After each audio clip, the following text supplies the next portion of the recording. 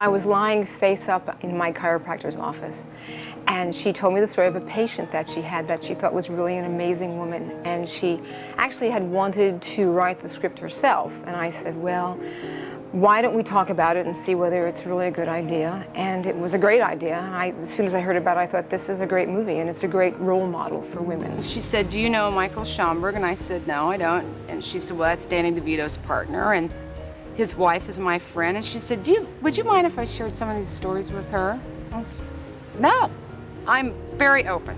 I talked to no, why not? And the next time I went in, she said, you know, I talked to Carla, and she'd like to meet you. Would you come over and meet her? And I said, sure. She came to my house for the first interview in a, this is what she was wearing. It was her birthday, so I have to give her that. She had on spike heels, black spike heels, long tan legs, absolutely, you know, no stockings on, black leather mini skirt, and a black leather vest. That was it. And she shows up at my front door, and I thought, this is quite something. And I looked at her, and one would think from the first impression, if you don't go any farther, that this girl's really out there. But she sat down, and this girl is so smart that I thought, this is a great girl. She's like a superhero. I suppose if I had really thought this was going to happen, I might not have done it. But Carla was very forthwith, very honest. She said, you know, a lot of times these things don't happen. You know, they get put up on a shelf. And I just didn't really pay much mind.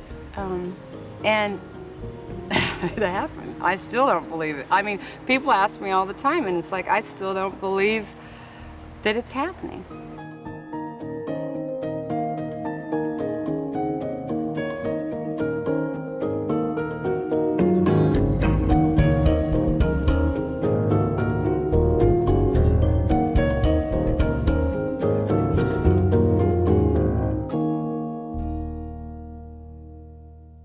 Julia was involved with the project before I came on. They were looking for a director.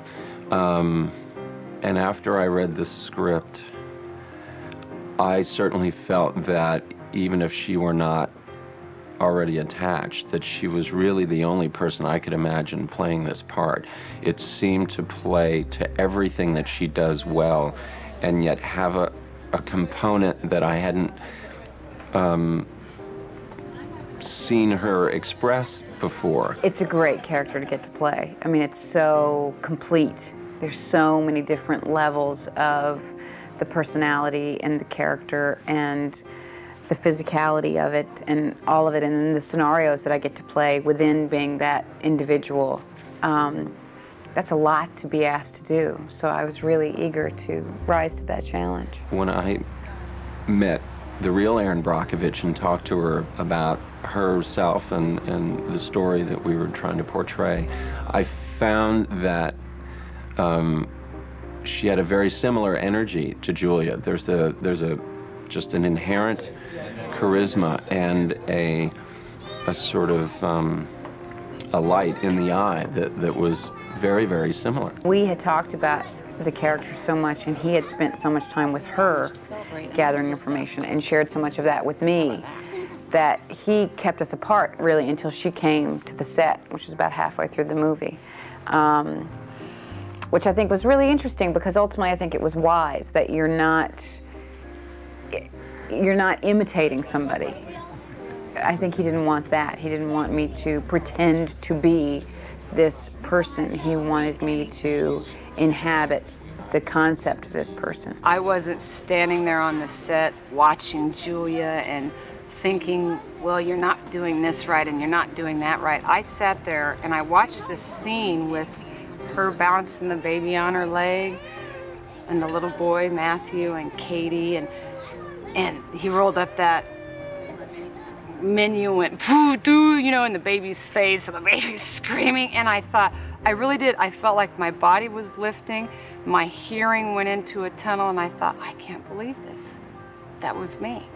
You know, the kids, and it's surreal. I just felt like I left my body. It's been, in some instances, very agonizing for me. Those are bad times that I thought were here, and I moved on, and they're in my face. They're back, and I'm looking at them and studying them, and I've shed a lot of tears, some because I was sad, some because I was happy. It's unbelievable. I think it would be unbelievable for anybody. Sorry. Would you mind if I investigate this a little further? Investigate what? This real estate thing with the Jensens? The pro bono case? Yeah. Yeah, see, yeah? Because I just want to make sure that I'm understanding what I'm reading. Yeah, sure. You don't mind? Okay, great. Thanks. One of the first documents I found was from a company hired by PG&E to research what was going on out there. And they had concluded that 90% of the chromate had already been removed via agricultural and domestic use. And reports within the water board still showed excessive amounts of chromium in their monitoring wells as I was researching it. And I thought, well, that doesn't make sense. What's happened to these people? So I would bring data every day like that back to Ed. So the law firm was just kind of letting me go. Ed believed I was onto something. I was working hard. I was bringing back information. It was making everybody else in the office mad. The accounting department came in to see me and wanted me to terminate Erin because she wasn't obeying any of the rules. I said, well, you forget about all those rules because she's not going to come in here every day just to plug in a computer because she's got to go to Hinckley, Barstow, UCLA. So forget the rules. They wanted to terminate her. Bitches!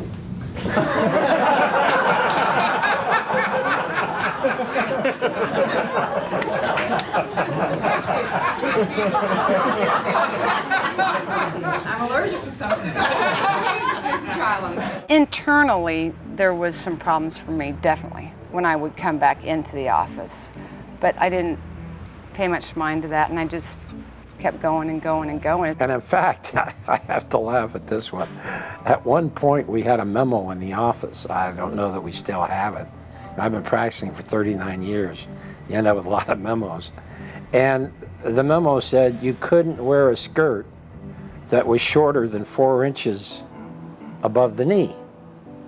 And Erin, particularly in those days, I would imagine she didn't have much of a wardrobe, would wear, I don't know whether you call them minis or micro minis, but they were pretty small, you know. So one day, one of the secretaries who was in charge of this came in with a ruler and measured how far her skirt was from the knee, and then came to me demanding that I tell Erin she had to wear longer skirts.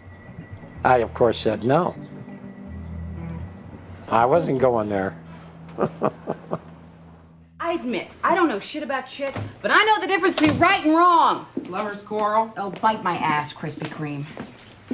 Films that are based on fact are kind of tricky animals because they're not documentaries, obviously, and yet you want to be as accurate as you can be within the guise of a piece of entertainment.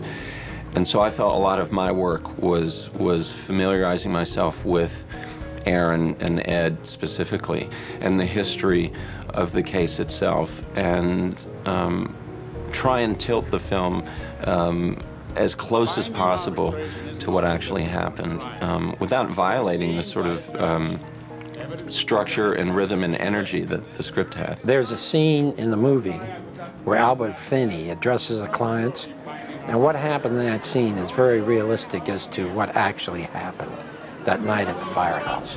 I'll never forget that night for the rest of my life, because when Erin and I arrived there, people were doing everything they could to avoid me. I mean, I couldn't gauge anybody's attention. And Erin kept saying they're making a noose. So the meeting started with real hostility. And if you can imagine this packed room, I mean, you couldn't breathe, and it was hot. We were all sweating. And Erin sat on the front row looking at me. She wouldn't look at him. And so I was up there for probably 2 hours explaining this. responding to questions are very hostile, but at the end of the meeting, all of them signed.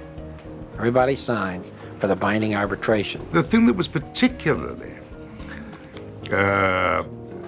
moving for me, playing it in that firehouse, I think it was in Hinckley, was that a lot of our extras in the audience we had were actual plaintiffs in the case.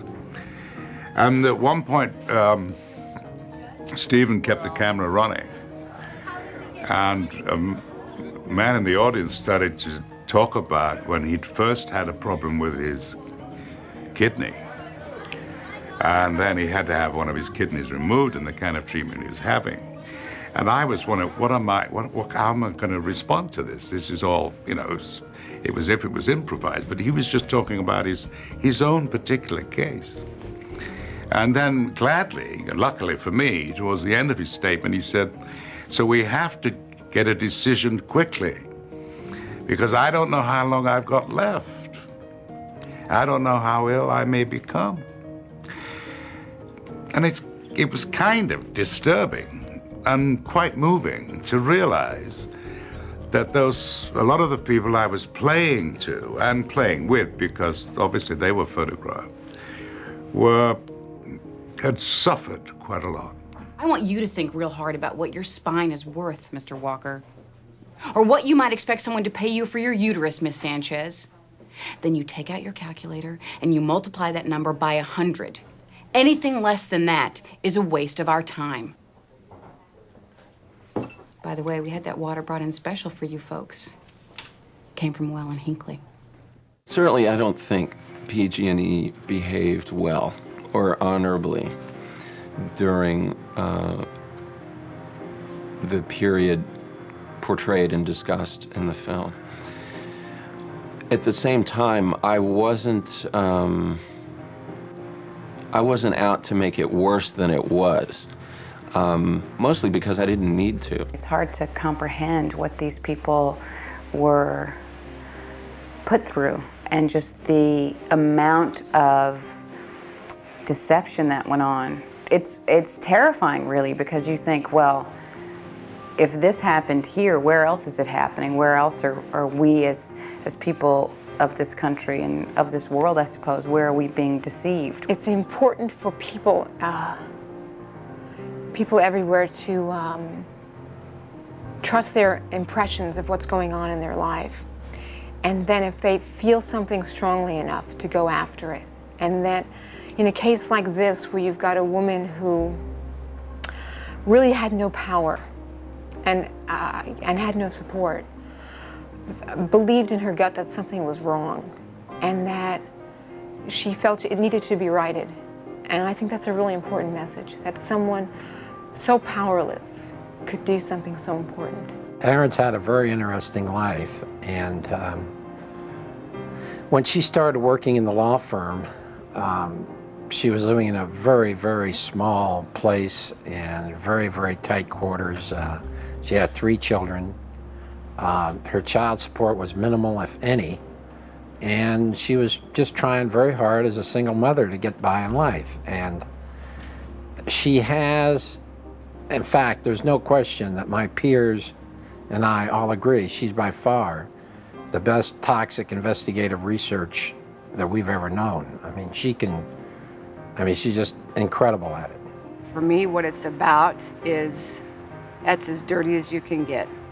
And there's no explanation and there's no excuse for a corporation that has as much money as these companies have, and power and technology, to look the other way. There's no excuse. And I hope that's a message that is conveyed strongly, because people don't seem to think about it until it happens to them. But it's happening to all of us.